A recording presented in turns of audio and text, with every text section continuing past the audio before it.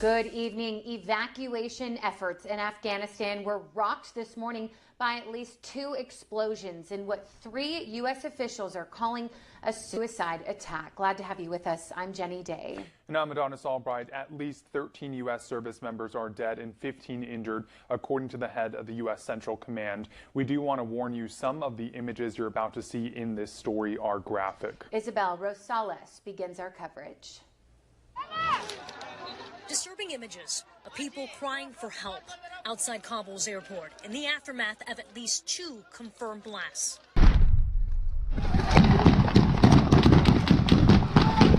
Are you guys in the right state of mind? Let's go. These are fragments of a video not fully seen in public before that reveal brutal facts long denied by the US military. Let's go back to the horrific dusk of August 26, 2021. An ISIS bomb outside Kabul airport tears through a packed crowd. 170 Afghans and 13 American military are killed in the largest casualty event there in a decade. A moment of acute savagery at the end of America's longest war.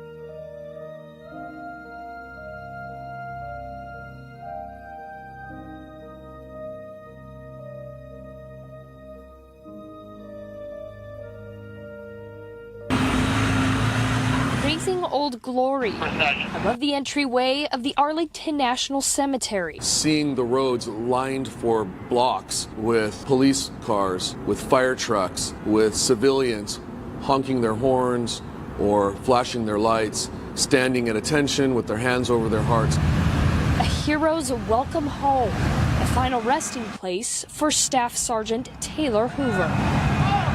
People who, like Staff Sergeant Taylor Hoover, pay the ultimate price, in my book, are heroes. The 31-year-old was on his 3rd deployment to Afghanistan. He was leading a group of U.S. service members, helping evacuate women and children at the Kabul International Airport. Sergeant Hoover was fulfilling a dream to serve our country, something he was motivated to do at the age of 11. For many of his men, it was their first taste of combat, and he was keeping them focused. He was making sure that they knew that he was there for them, that they had the ammunition he needed. He didn't need to be doing that. That's the amazing thing. He was rushing up and down to lift others, and because of that, he didn't see, as I've been told, the incoming suicide bomber and lost his life.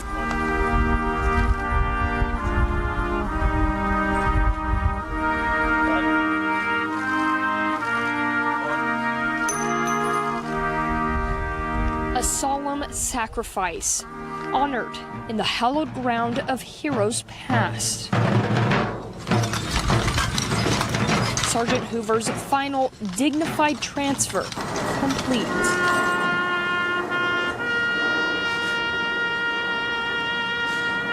Caring for others first, making sure that they were living up to their duty, that they had what they needed and were empowered to do their jobs. That's the Taylor Hoover that many of us didn't know before, but have come to know now and are better for it. Good afternoon, everyone. Shane Jenkins here from Liberty's Cage. I have the distinct pleasure and honor and privilege to interview Mr. Darin Hoover, who is a Gold Star father to Taylor Hoover, who is a hero and fell at the botched Abbey, at the Abbey Gate, at the Afghan withdrawal, coming up on the anniversary 5 years ago, the 26th of August, I believe. Yes. And we just want to have a conversation. There's a lot of questions that his family has not had answered. We want to kind of get into the nuts and bolts of that. Darin, it's a pleasure having you on my show today. I feel like I'm way out of my league, but I'm so sorry for what you and your family has gone through, but I'm honored to pick up this mantle and fight alongside you and get the word out however we can and do whatever we can do to help you and your family. I appreciate it, Shane. Anytime that I get to talk about my son is a good thing. Getting off into the weeds maybe a little bit as we go along, I'm okay with. There's a lot of answers that are still out there that we don't have, that we're fighting for. Like you said, we're coming up on the 5th year anniversary of this, and still we've got nothing. And frustrating is probably the lower end of how I feel. The top end being obviously anger and, wanting those answers and praying that soon those things will come. So But anytime I get to talk about Taylor, I'm thoroughly happy. Well, Mel told me, she said that, you and him are a lot alike. It's like once you get a hold of that bone, we're not going to let go of it. And I think this is something that, like, it's up to, like, we keep thinking there's going to be a savior. Now, Jesus Christ is my Lord and Savior, I'll say that. But, like, we think somebody's just going to magically come in and fix what's going on in the government or get us answers, and it's not. It's really up to us to shake enough trees, piss enough people off, do enough interviews, to draw enough attention, tag enough of the people that are responsible for this in it to blow them up and really motivate something to happen. Like if we were protesting outside the White House or whatever it takes, I don't know what that takes, but I wanted to get into a little bit about your personal background and then kind of get into your son's background. Okay, so I'm a retired police officer, 25 plus years here in Utah. Worked for a couple of different agencies, and luckily I was able to retire 3 years ago. So 2 years after Taylor was killed. Big time family man. Family is the only important thing I have in my life, because without family, we've literally got nothing. Proud as a peacock to have been Taylor's dad and still get to be. I know I'll see him in a different lifetime, and just knowing where he's at right now and that he's not in any more pain and will have no more pain gives me great comfort. But getting into Taylor, he was larger than life, a big teddy bear. He's about 6'1", 230-ish, but it's all just solid rock muscle. And growing up, he was always the bigger kid, of all of his friends and football players that he played with and all of that kind of stuff. From the age of 8, he started playing football locally here, went all the way through it up to high school, played in high school up through his senior year. But during that time, you notice things as they're growing up, and Taylor was always the anti-bully. He see things that were going on, a younger, smaller kid being picked on. And it didn't matter the size of the other dude, Taylor would step in. And like I said, it didn't matter. He'd go toe to toe. It didn't matter as long as that younger, smaller one was protected. And he was viciously that way with his 2 sisters and his mom. With me being always gone, at work constantly and all that, he pretty much became the man of the house. So fast forward a little bit, when he was 11 years old was when 9/11 happened. And we kept him home from school that day, not knowing, if this is a piece of a bigger thing. And so not knowing that, we kept all the kids home, but Taylor was watching the TV with his mom and I, and watched the second plane hit the second tower. Watched all the aftermath, obviously, the towers coming down and everything like that. And, he said right then and there, I'm going to be a Marine. And we're just, okay, lofty goal, good, but you're 11 years old. We're thinking this in the back of our minds. You're 11 years old. Things could change. It's just him being a patriot, because that's exactly what he was. He was raised to be that. He's got veterans on both sides of his family, his mom's side and my side. So it's ingrained, a little bit in him. Fast forward his junior year in high school, he started noticing the recruiters coming around. And, the Marine, the Army, all of them started coming around. And of course, he picks the best uniform, the best dressed uniform, the best looking one. Sorry, Army, Navy, Air Force, Marines got you beat. And he came home and said that he was very serious about joining. We're like, okay, that's fair. Still a goal to work towards. Let's see what another year brings. And he came home again after meeting with the recruiters and talked to his mom and I. And he said, through all of this, I still want to be a Marine when I graduate. We're like, okay. And I asked him to do me one favor. And that one favor was, give it a year after you graduate, go out in the world, see what it's all about, and get a taste of being away from school, everything organized, everything's going to be up to you now. And if you still want to join after that year, we will stand behind you 100%. He said, okay, that's fair. And he did that for us. He gave us a year. Comes back, says, nope, I still want to do it. Okay, you got it.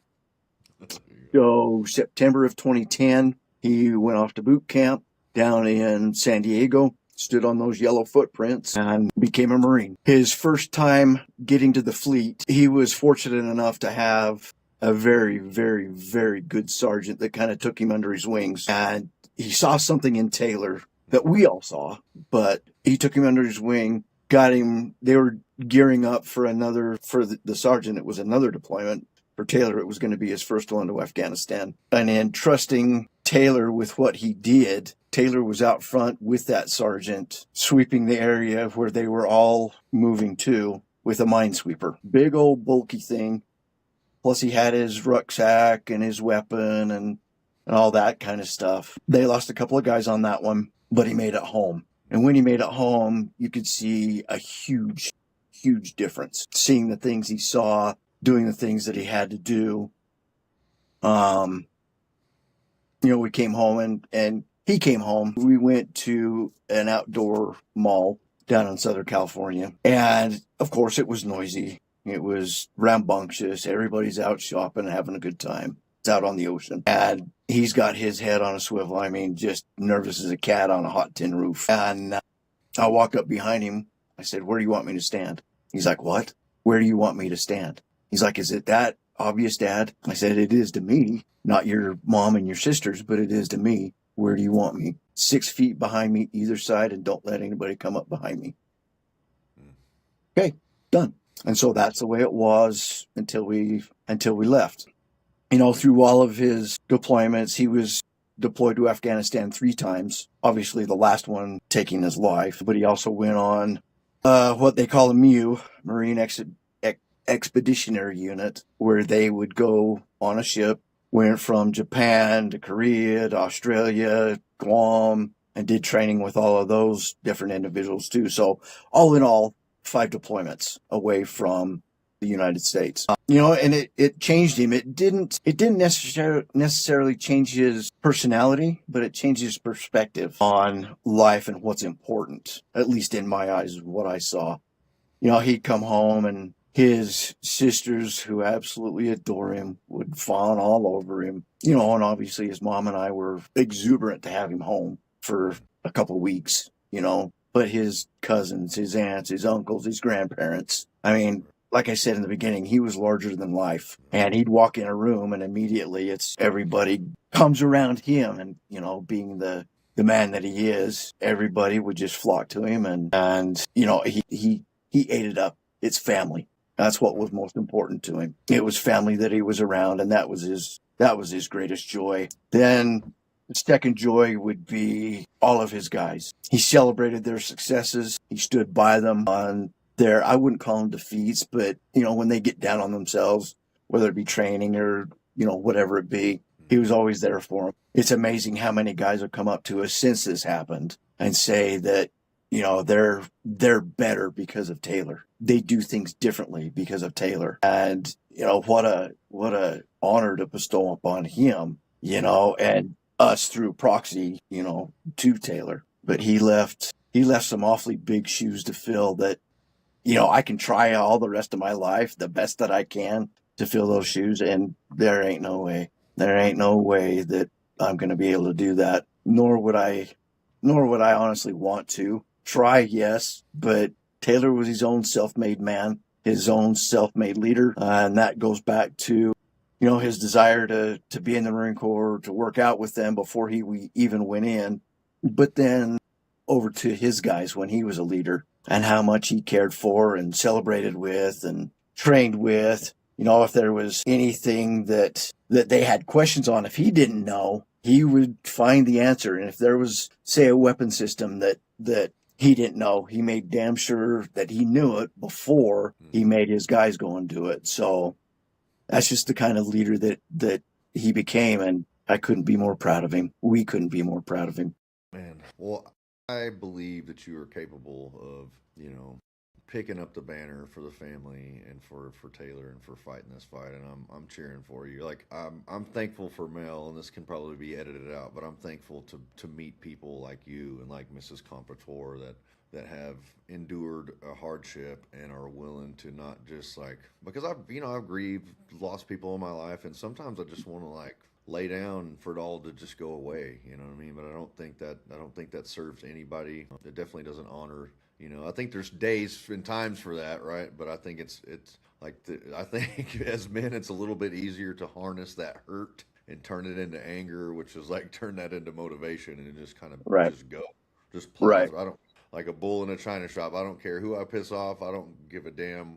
I want them to know what's on my heart, and I think it's an admirable thing. So in his, I guess in the days, was he already in Afghanistan when this situation occurred? Because it looked like I've kind of been trying to study up on it. It looked like there was limited forces there, or maybe they were pulling people out. I don't know what it looked like. They pull a majority of the forces out because they were getting overrun, and then they started bringing more people in, more Marines and stuff like that in as the situation kind of developed. Was he already there? Or no, they were outside. 2-1 was outside, and they were spread a couple of different places. Jordan, I think a couple of them were in Saudi, I believe. Taylor was out in the Strait of Hormuz, one that we all know of here lately because of the news, but he was out in the Strait of Hormuz on an intel ship, transiting back and forth across the strait when the call came down that they were heading in. And so what was that call though? Like, was there like, hey, we need assistance, or hey, this is fixing to transpire, we're actually pulling out of Afghanistan, we need people here? The Taliban? The Taliban had been quickly, and how the head cheese is that the military didn't understand this. The Taliban was going lightning fast through Afghanistan. Obviously, President Trump had already announced that we were getting out in his first term. The difference that everybody forgets is that President Trump made it condition-based that we were going to leave. The Taliban's going to do X, Y, Z. You're going to leave us alone. We're going to get all of our people out. But it was all condition-based. You touched one hair on one of my something. That was kind of that situation, right? Yeah. Correct. And we gave up Bagram in the middle of the night. Told nobody. A solid base, protected. Gave it up. So all the evacuations had to go through HKIA, Hamid Karzai International Airport. A lot smaller. Not nearly. It wasn't secure at all. Everybody was racing to get out. Had to call the Marines, the Army Airborne, to all come back in because the Taliban was killing people left and right that are trying to escape that hellhole. So we've basically announced we're withdrawing. The Taliban is like, oh, we're going to is Kabul, maybe the capital. I don't know. They're coming in. The government in Afghanistan is falling. The people who are supporting our military, diplomats, these people that are not Taliban friendly, the women that are pro women's rights, want education, want to be seen in public, all these things. They're like, oh shit, we got to get the hell out of here, which has created this vacuum of people. Like now they're coming to these exfil points, which I guess was Bagram. No, it was Karzai. Okay, HKIA. And that's whenever they're like, hey, you guys got to get over here. Is that right? Yeah. Okay. Yep. They got to get in there. We still had Americans there as well. A bunch of the other countries, Britain was the main one that had people still in country, and we needed to help get them out. Right. In the meantime, the NEO happened. It was called the NEO, Non-Combatant Evacuation Operation. So getting all of our citizens out, helping other countries get their citizens out. And then it moved to the women, like you said, and the children who are going to be under Taliban rule again, where they have enjoyed, 20 years of freedom thanks to us and our allies. But now they're going to be back under Taliban rule. And, some of the individuals that were helping us over there, whether it be an interpreter or, somebody that was on the side of the U.S., they were all wanting to get out. Taliban is wanting to establish their rule again. And it was crazy. Taylor called his mom when he first landed and said, this is the absolute worst thing I've ever seen in my life. He said, chaotic. Nobody knew what to do, what they were doing. Nobody gave them any information. And, that just goes back to, poor planning. Leadership. Leadership. I mean, I'm not a military scholar, but I would think, okay, if we're going to announce we're leaving, the Taliban's going to know, like, this is where the exfil or like where we're going to leave from. Right. Let's harden this up, like build some, sandbag it up, whatever we got to do, build a perimeter around it so we can start I don't know what you would call it, like the visa process where you can screen these people that are going to be needing to get out, have a place to house them within the perimeter. Maybe, I don't know. I'm not a genius. I'm not a rocket surgeon, but instead of just like this chaos, like you said, chaos, and that was something that I took away from this documentary I watched about it last night. One of the commanders said, I never want to say this to my troops, and I never have said this in my life before, but he said when we got there and got on the ground, he says, I didn't know what the hell we needed to be doing. And it was like just a sea of humanity coming. And he said, all I could think was get everybody together and start pushing back. Like that was like, that's the plan. Like, where was and we can get into this accountability later on, but why was there no plan? Whose fault is this? Like, this seems like it's higher level Pentagon, like generals type, like plan, like you said, planning. Like these are people, they do everything very intentionally in the military. And this does not seem like, it seemed like some bureaucrat made this call and then just threw it out there and left it to the freaking military to just sink or swim. Is that pretty much? Yeah.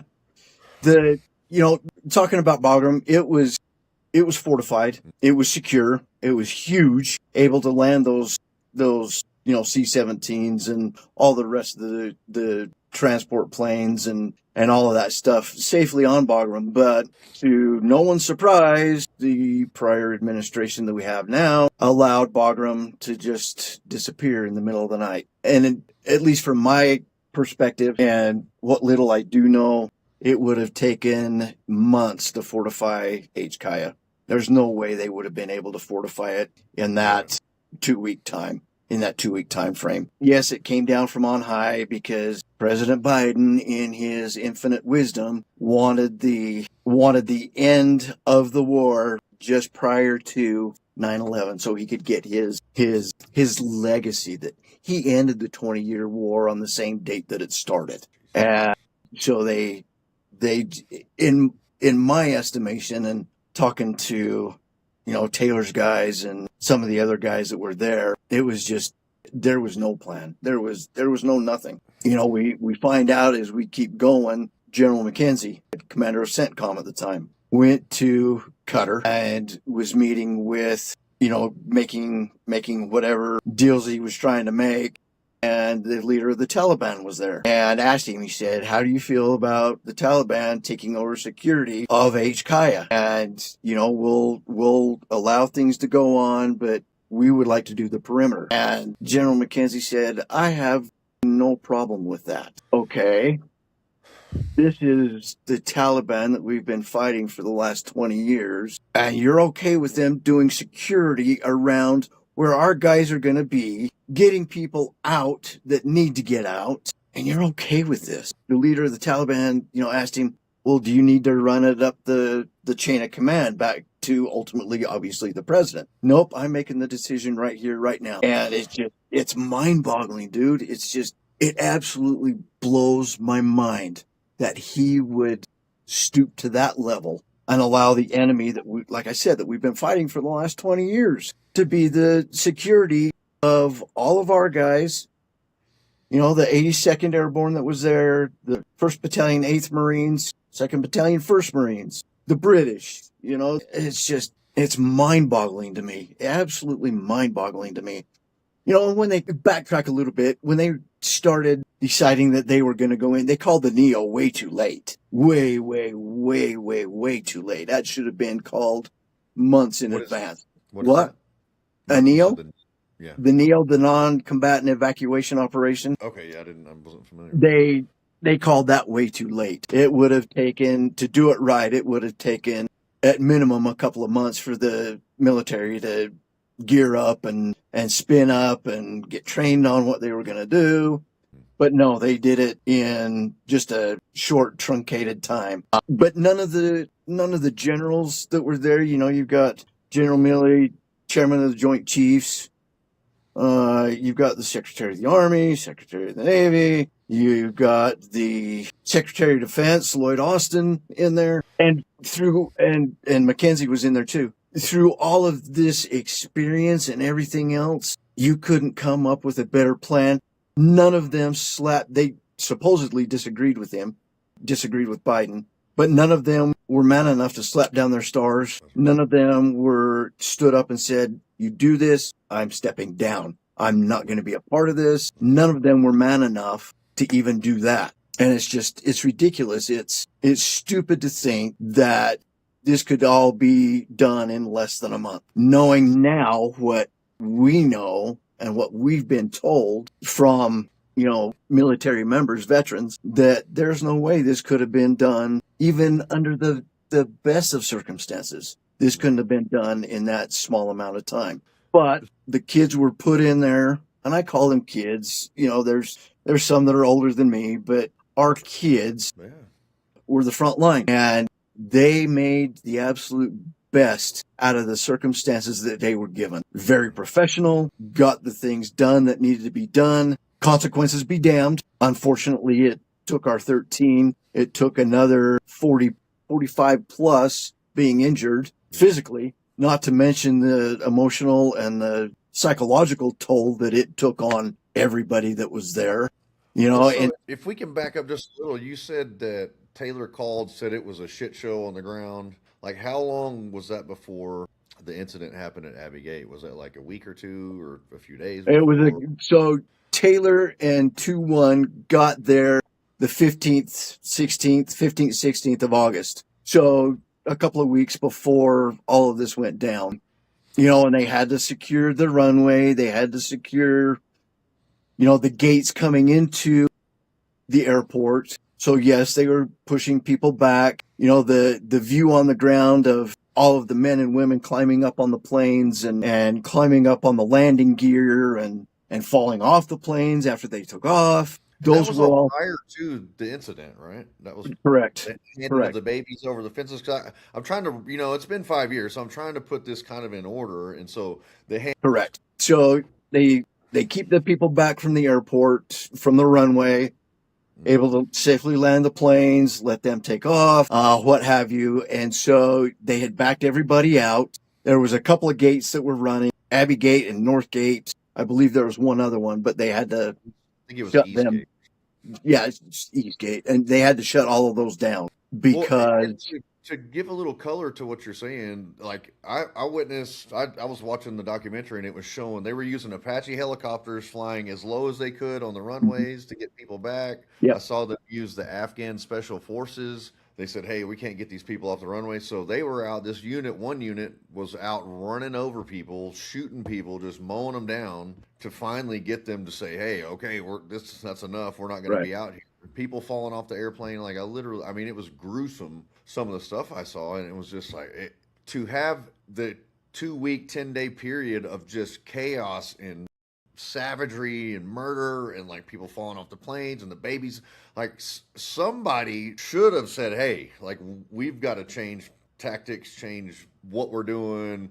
We need to put this on pause, ask for another 30 days, whatever we needed to do with the whatever, because there's so many lives just being thrown away. And then not to mention, so I'm going to let you keep going, but I just wanted to kind of bring some insight into that because it was like bad decision after like just horrific scenes, like just that the Afghan people just running over their own people on the like insane to me, the amount of lack of value of life.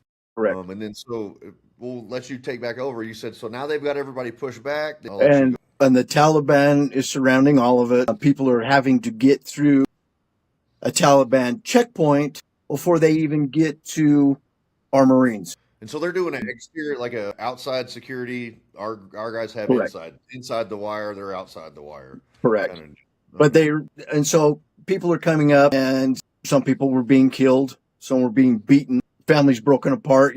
Send mom in to go away. Dad, you're staying here. You're not getting to go anywhere because they're fighting age males.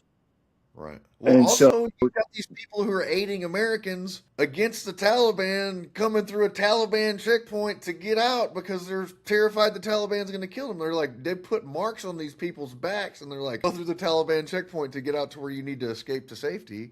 Like, right. what kind? I don't know. Go ahead. Yep. Sorry, I hate to keep interrupting you. I just see these crazy things in my mind, but go ahead. Oh, you're good. And then the people that the kids would check through and walk down the canal to the State Department where they were okaying the visas or not okaying the visas. Those who were not okay were sent back outside the gate to their death. Yeah, the lady was saying, said they were throwing them in the sewage canal, over the wall into the canal. If they got said, they were like, no, they're no good. They would throw them out into the sewage canal. Like, what? Well, so all of the people were in that canal and on the other side of it, which there's not a whole lot of, and I don't know the footage or anything. It looked like there was maybe 20, 30, 40, 50 feet from the sewage canal to the fence. And then our guys were on the other side. Yeah. But yeah, they were all down in the sewage canal too, wanting to get out. And yes, they're throwing their babies over the razor wire, handing them off to our Marines through the razor wire, just wanting a better life for their kids. Yeah. You know, and you got all these Marines that they're seeing this, they're being a part of it, and you know, the moral injury that many, if not all of them, have right now, seeing and being a part of this. What did they do children? Like, where did they bring them to the U.S. or what?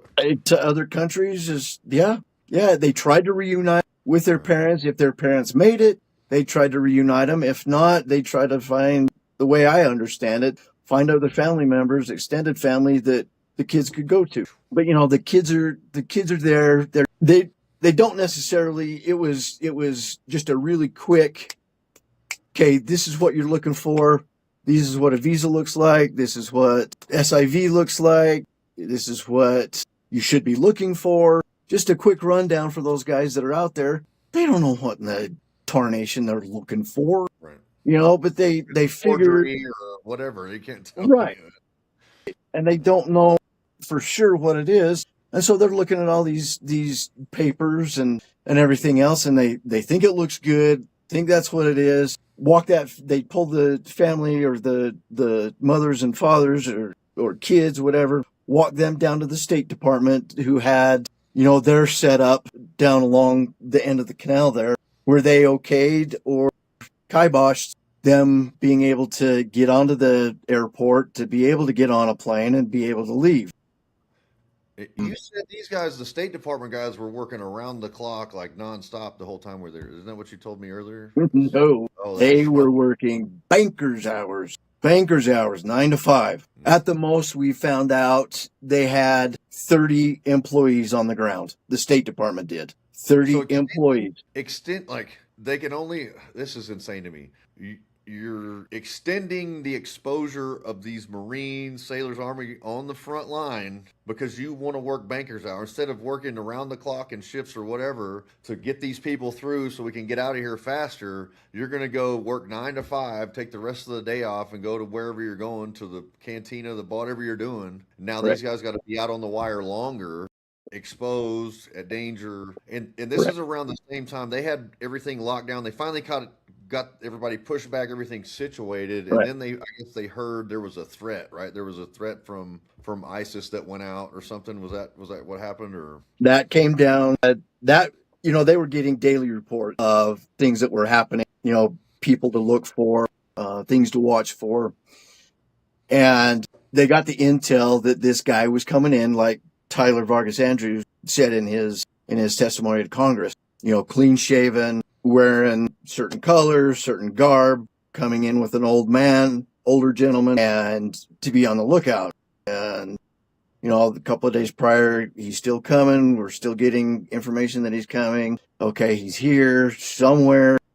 He's here. So they shut down. By that time, all of the other gates were closed. They had to literally put Humvees and other vehicles up against the gates to keep the Afghans from pushing through all of that and concentrated everything on Abbey Gate. And so they shut down the gate for a few hours and then decided that they were going to open it back up and finish that afternoon and evening and then call it. Well, once they opened it back up, Sergeant Vargas Andrews and his team of snipers had what they said, and I believe 100%, that they did have this individual, and asked their commander, Lieutenant Colonel Whited, whether they could take the shot. And, pulled him up there, showed him what they had. They've got a humongous setup for those snipers, and they had recorded some stuff, and called the lieutenant colonel up there, and he said, I can't give you authorization to do it. Well, who does? I don't know. You're one of the commanders on the ground, damn it. And that's one of our frustrations. We don't know if he sent that up the chain of command, and if he did, where it went, where this breakdown was, but they never got word back to be able to take that shot. It almost sounded like he was already handcuffed before it happened. Like something he had already been told, like under no circumstances take it. Like, does it, I mean. And we don't know that. Hopefully that's going to be coming out soon. Surely he's went before Congress and testified about what that decision-making process was. Is that probably? He did go before Congress, and it was the House Foreign Affairs Committee, but it was in a skiff. So we don't know what was said behind closed doors. Have no idea. It wasn't out in the public. It was behind closed doors, so we have no idea. What about a taking out a potential target or not needs to be done in a skiff? Like, why is that top secret? Why does that? Because they work for us. They forget DC works for the people. We deserve. Correct. If anybody needs to know, we deserve to know. Like, correct. Why was the shot not approved, or why was it approved? Like, I don't understand. And we don't either. Again, that's our frustration.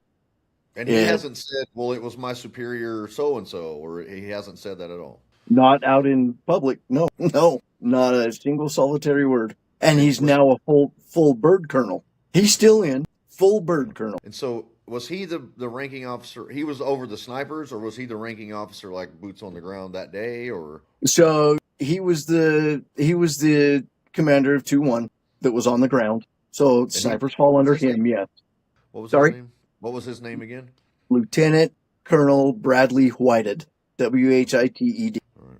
Now a full bird colonel, still in the Corps. Don't know where he's at, but he's still in the Corps. How does somebody like that? I can't imagine being in leadership and having men under me that their lives are in my hands that I'm responsible for, and I neglect my duty, make a bad call like that, and I'm willing to accept a promotion and keep going on up the chain of command after I've failed these 13 heroes. I couldn't look myself in the mirror. Like, I would be ashamed of myself after having an opportunity to save these people, to at least get them through another day. And one would think. Continue to take that pat on the back and the raise and the, oh, look, I got a new thing for my uniform. I can't imagine. I can't either. Imagine being us. Imagine being their kids. And again, I call them kids. They've got some older individuals in there as well, but his underlings, all the people, all the kids that were underneath his command, how do you think they feel? The moral injury because of his lack of leadership. And they are children. They are the best. They are the best of us. They give absolutely.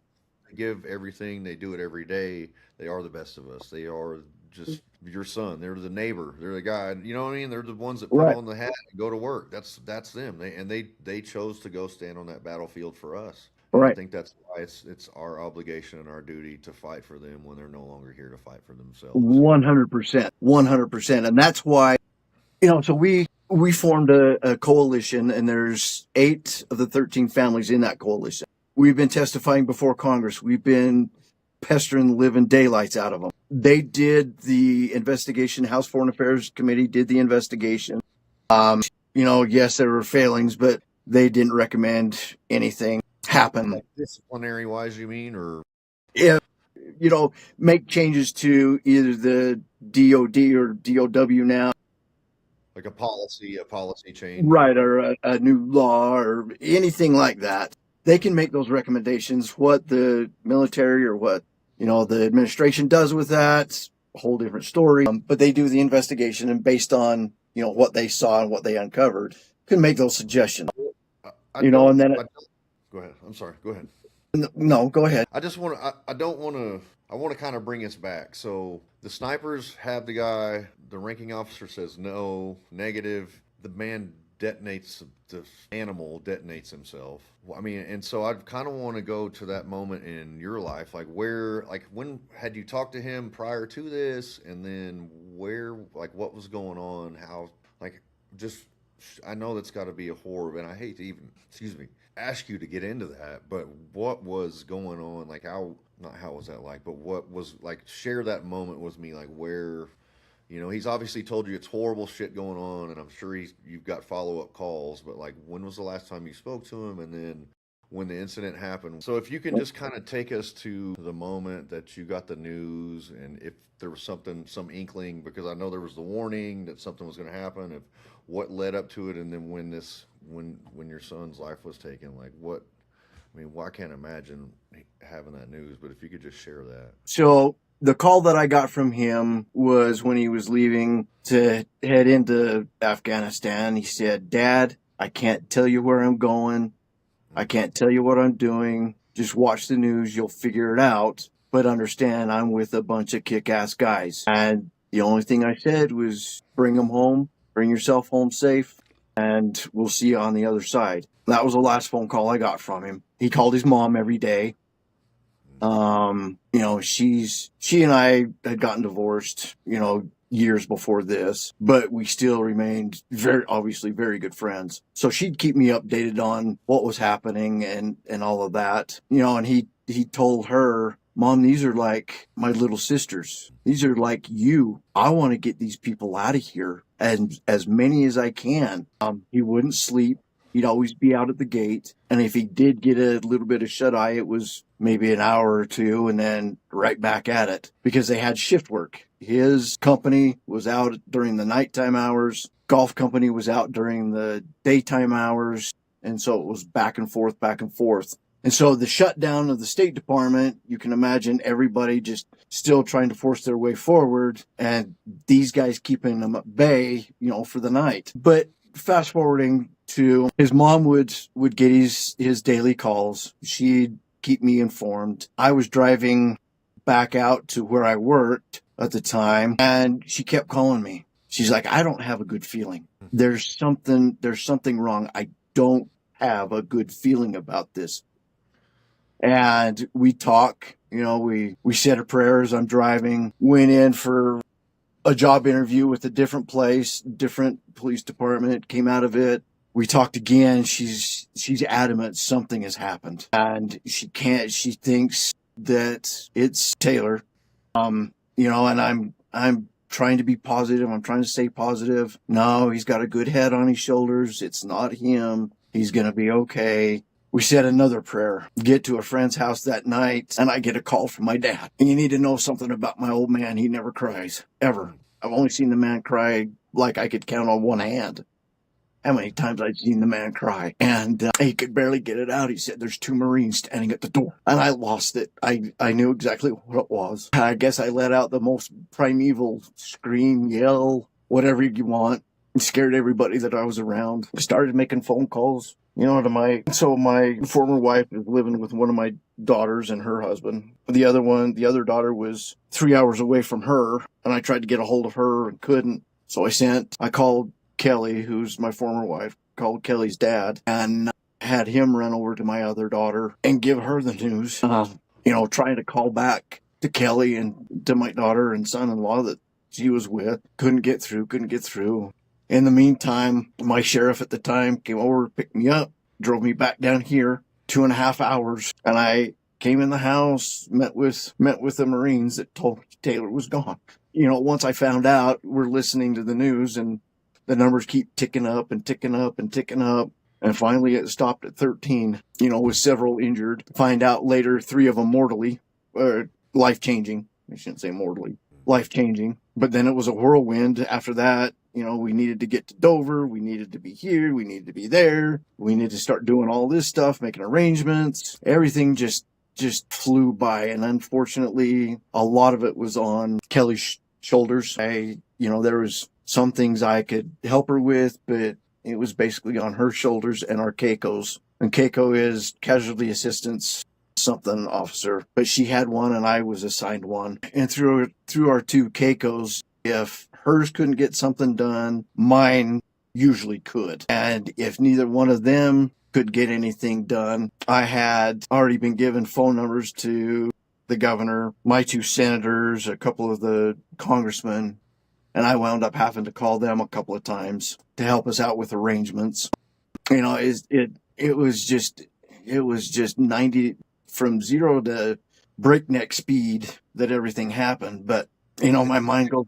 You didn't really get a chance to grieve. It doesn't sound like it's like you get the news and it's like, okay, we've got to do this, that, the other, and it's like you don't get a chance to take a deep breath and just like not that really didn't. Yeah, rest in that place. But goddamn, we really didn't.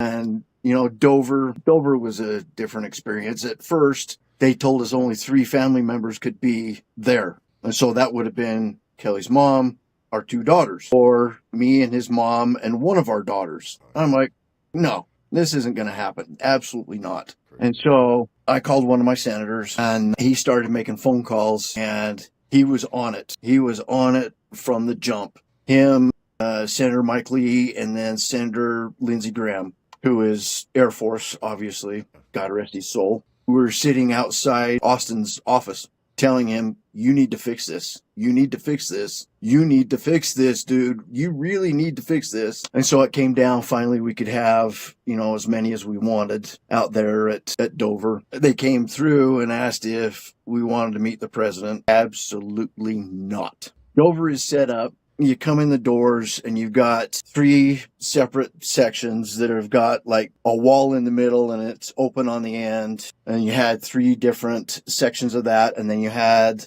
a couple of rooms around the outside. I think there was either 2 or 3, and they got plush couches and, and tables and all of that kind of stuff. And we were treated very good by the Navy. Holy smokes. Or the Air Force, whoever it was, treated very well. But we said we didn't want to meet with the president. And they said, okay, no, we're adamant. We don't want to see him. We don't want to talk to him. Nothing. They're like, okay. So they put us in a room in the corner. The room had doors to it and glass throughout, glass panes throughout the door. We let the commandant of the Marine Corps in. We had the sergeant major of the Marine Corps come in. Talk to them, briefly. And, it took forever for the president to come through. When he walked in the door, bless her heart, there was a military gal standing outside. So they shut the doors. We still got the glass in there. One of the dads and one of the sisters of one of the fallen and the grandpa of another one found out that we weren't meeting with the president. Well, do you mind if we come in? Absolutely. Come on in. Anybody else that doesn't want to talk to him, come on in. Because it was a big room. But we shut the doors. The gal on the outside is standing at parade rest, hands behind her back. She had a hold of the 2 doorknobs to the room. Mine and Kelly's Keiko's turned their back to the door, and we're standing there and we're holding the door handles as well. The president came through, and I didn't see this. Kelly did, because I refused to look at the man. He walked by and looked in the window with this dumbfounded look on his face like, well, I want to talk to you. No, you don't. You don't want to come in this room, dude. You do not want to come in this room. And he just walked on and talked to the rest of the families, and then they pulled us all together, told us which order they were coming off the plane to be put in the vans to take to the coroner's office. And we're all standing out there on the flight line. You've got, as everybody's seeing, you've got the president, his cabinet, Secretary of Defense at that time, General Milley, CENTCOM commander. I don't remember not CENTCOM, Joint Chiefs of Staff. McKenzie, I don't remember if he was there, the CENTCOM commander. I don't remember if he was there or not. But the infamous, looking at his watch. And I'm telling you, there was 2 families that did a separate ramp ceremony than all the rest of us. We didn't know that was an option at the time, or else we would have done it. But there was 11 caskets, flag draped caskets that came off of that plane. And after every single one of them, Shane, I'm telling you, after every single one of them, that bastard looked down at his watch. like he had somewhere else to be. Such disrespect, such dishonor, such, I mean, I'll tell you this, I've told it before to a few people, but I started looking around, to see where everybody is and see if I can get across that little bit of space to get running over there. I don't know what I would have done once I got there, but I had in mind, but I'm starting to look around and I feel this big paw on my shoulder. Don't even think about it. And it was Kelly's Keiko that had his paws on me. He said, don't do it.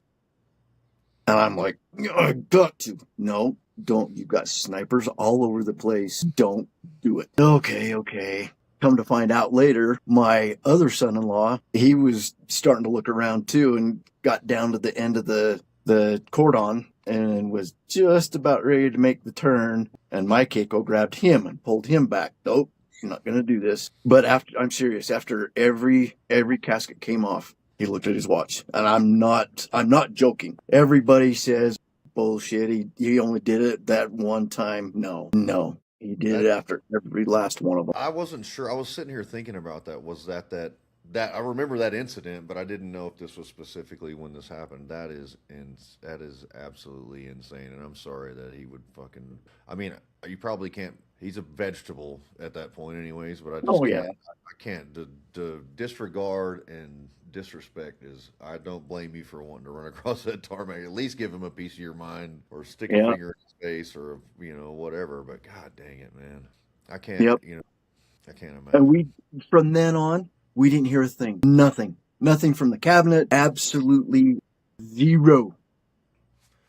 Well, about a year later, hey, we're gonna do an investigation. We're gonna get back to you. We're gonna let you know what happened. There's gonna be an after action report or something. You would think, nothing. Right? Well, one would think, but nothing happened. Absolutely nothing happened. About a year after that incident, a year after the bombing, I don't want to go back to what Taylor was doing after he was hit. He was standing, Sergeant Vargas Andrews had come down from the sniper tower. Taylor had called him down, and they were looking for a specific family. And they found the family, but they weren't all together. So they sent the one guy back to find the rest of his family and bring them up. So they were, I don't know, however many feet apart, but it wasn't much, checking everybody else's IDs as they were going, but they were together when the bomb went off. Taylor had the wherewithal to try and start a tourniquet around his legs, and he was still handing out his ammo out of his vest to his guys to keep them in the fight. This was a complex attack, no matter what they say. This was a complex attack. There was gunfire long after the bomb went off. But yeah, that's the kind of man he is. His training took over, but his last thought was his guys on the ground handing out his ammo to them to keep them in it. And then for the military to say that, after they got all, or most of the reports anyways, of what happened, to say that the kids had TBI, they had concussions, they had this, their thinking wasn't clear. They didn't see what they actually saw. They didn't go through any of this. You've got guys that have got bolt cutters cutting through the fence to get the wounded through instead of running down clear around the end of the fence and coming back down. You got guys you can't tell me that they didn't know what the hell was going on. They knew exactly what was going on. They had the wherewithal to make that decision to cut a hole in the fence and take the guys out through that. But anyways, going back to, not hearing anything, about a year later, all of us got a canned letter. And by canned, I mean, it wasn't personal to our kid. It wasn't anything. It looks like it was photocopied. Like a generic. I know the signature was a copy. It wasn't even a personal signature. It was copied. And each letter said the exact same thing to all the families. That's the only thing we got. From the president or from the administration, from anybody else. That's it. That's all we got. Was the letter from the president, though? Is that what it was? Yes. It was auto pen signed, probably, I was assuming. Well, the first one may have been, but all the rest were just photocopies. Right. I've got about 14 minutes till I have to check out, so I kind of want to get into accountability. So that was the last you heard from anybody, from the administration, yes.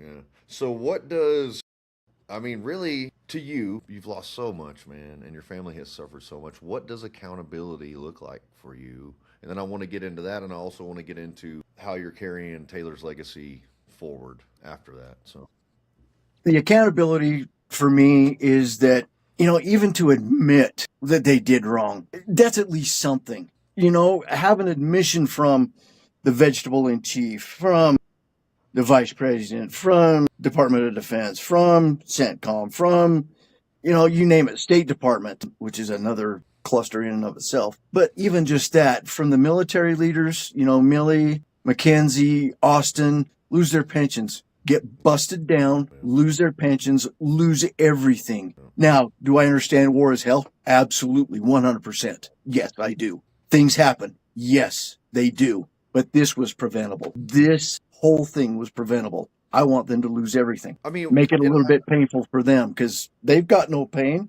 We're the ones living with the pain. Even an investigation, right? Like at least just, how about we'll do an outside looking in investigation into everything that happened, everybody that was involved, the breakdown in the chain of command, the decision making, I don't know.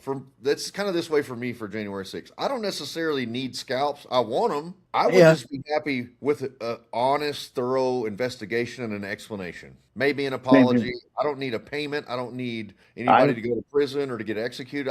What I need is the truth, the unvarnished, like untampered with truth. Right. I can deal with, if they can call somebody into a skiff to testify, give the families clearance for a day, sign NDAs, whatever. You go to prison if you break the NDA. Here's what happened. You can't talk about it after, but we want to let you know what happened, why this happened to your son, to your daughter, whatever.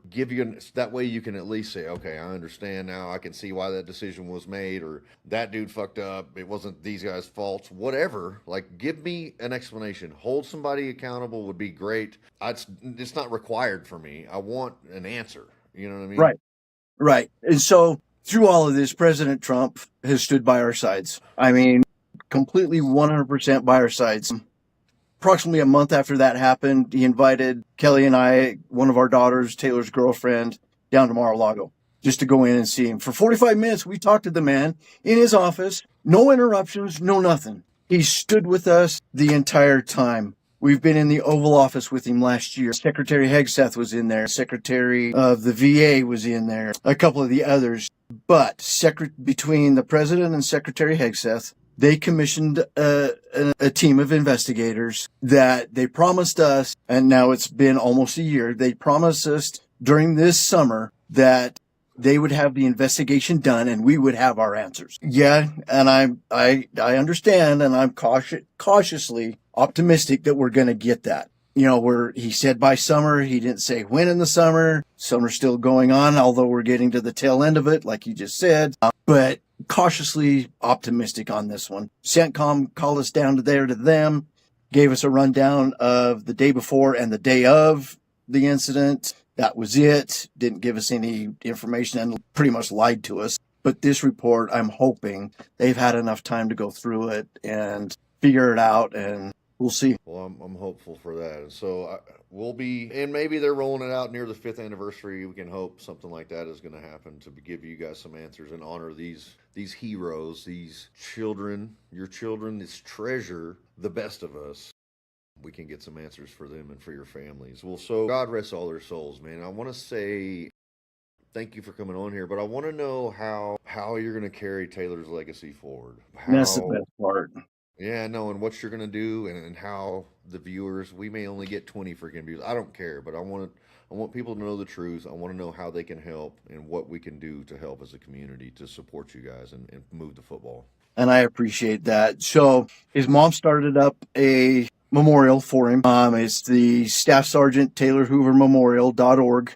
You can go in there. The donations that we get go to mainly kids coming out of high school to kind of get a leg up, give them scholarships to either traditional college or a trade school, whatever the case may be. Kind of give them that kickstart on life. But what's more, at least near and dear to my heart, and it came from my daughter and my son-in-law, giving canines to veterans. We just gave out our eighth one or ninth one, I don't remember which, to a veteran here in Utah. Very, very good people, deserving people, the veterans are, to be recognized once again and to help them with their moral injury. Right. You know, from being over there in the sandbox and seeing all that, they've got the moral injury. They've got the post-traumatic stress. They've got all of that. And so the dog helps to mitigate that. So between those two things, scholarships and the Canines for Vets, that's what we're all about. And it's carrying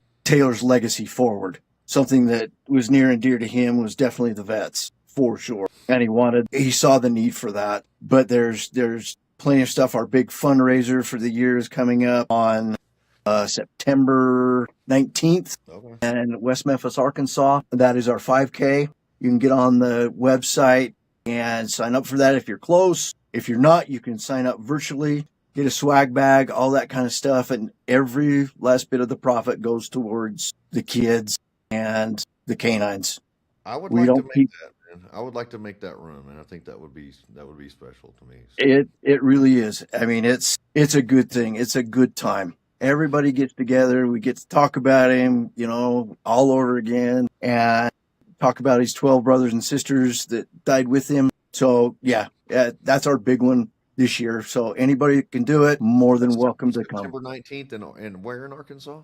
West Memphis, Arkansas. So just barely over the river from Memphis, Tennessee. Okay. And is that, so I had a question too, and this is, are you in Utah or you're in Arkansas? I'm in Utah. Okay. So his mom and I got married in Arkansas, stayed there for a year. He was born there in Memphis, and then we moved out here after he was a year old, and we stayed here the rest of his time. Okay. So I want to close this out, but also I'm going to be, do you know where Manila, Utah is? We're going to be up there, a bunch of J6ers, a lot of veterans. My buddy Green Beret, Jeff McKellop, he's going to be up there. Several other Marines are going to be there, but for the Manila Rodeo, which is the Daggett County Rodeo, I guess, September 4th and 5th. So if you get a chance, or if you're close to there, I would love for you to come down. There's going to be a lot of old veterans there. That's where I used to work. That was my last agency. Daggett County? Daggett County Sheriff's Office was my last agency. What? So yeah, if I can be there, if I can get it, I will most definitely be there. What was the sheriff's name? He was so cool. Eric Bailey. That's him, yeah. He took us up to the jail. He took us up to the jail up there. We filmed some footage. It's all shut down now, but he took us in there to film some footage. Yeah, man, good, solid, salt of the earth people up there, man. Loved it. Very much so. If you could be there, I would love to make that happen. Then maybe I can make it down to Arkansas. I live in Indianapolis. So okay. I'm going to go ahead. If I could just, I'm going to generically get us out of here. So I want to give you the last word. If you want to say, I would like for you to share what people can do to help, or something that you feel like that the world needs to hear. Well, first of all, I appreciate the opportunity to come on here. Like I told you in the beginning, I will talk day and night about my son. I could not be more proud of him. The country's come together. You know, the main thing, there's two things that we ask. Say their names, never forget them. A veteran dies 2 deaths. Obviously the physical one, but they die a second time when their names are no longer spoken. And so those 2 things, that's all I can ask. Go on our website to learn about Taylor. Go on United 13, where we do memorial walks. Those are coming up here, starting here in a week and a half or so. And then this is nationwide, worldwide. We've got all the continents covered to do these walks. And it's all in remembrance of the kids. So that's what we ask. Say their names and never forget. Yes, sir. And that's Staff Sergeant Taylor Hoover Memorial.org. Is that the website? Correct. Okay, correct. I got that right. I was making sure. Well, Mr. Hoover, it's been an honor and a pleasure. I feel like it ripped my heart out a little bit, but I can only imagine what you're going through. I'm so thankful for you taking the time to come on Liberty's Cage with me and share your story. I hope, America, you have enjoyed it, and we will see you next time with more Liberty's Cage. I'm Shane Jenkins. Goodbye. All right. Yeah, I really appreciate it, Darin. And I'll give you my word. I'm gonna do my damnedest to get down there to that 5K. I think that would be special. That would be awesome. That would be awesome. They got food trucks, all that kind of stuff down there. Well, I definitely gotta be there now. And it's good Southern cooking, let me tell you. Okay. It is some good Southern cooking. There we go. Well, I appreciate it. If you have, like, if you look back on this and there's something you don't want to talk about, or you want me to take out, or before we release this, maybe I can get you a copy of it so you can watch it if you want to, or just let me know. I don't want I don't want to cross any boundaries or overstep anywhere. It's an honor for me to be a part of this and to just try to help, because I think we're all as Americans trying to move forward in the same direction from different avenues for accountability and limited government, so they can, if we had a smaller government, maybe they'd screw up less. I don't know what we're looking to do, but I want us to get there to where we can at least have, I mean, they work for us. They owe us accountability. It's not a privilege that we get, or it's really a right. It's a duty that they owe us. Is they work for us. We demand answers, and we want those. And so, if I can help you get those, man, I'd love to, brother.